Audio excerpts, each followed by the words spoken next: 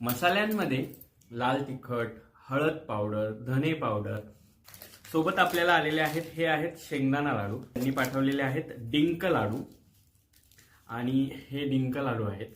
आणि मी हे तुम्हाला टेस्ट करून सांगणार आहे. शेंगदाणा लाडू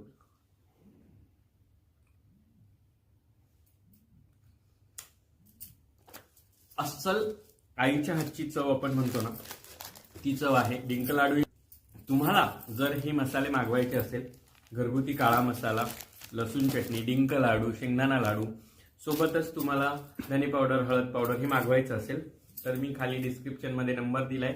कमेंटमध्ये पण वर्धिनी मसालेचा नंबर पिन करते आहे. ऑर्डर करायची असेल तर त्यांना कॉल करा.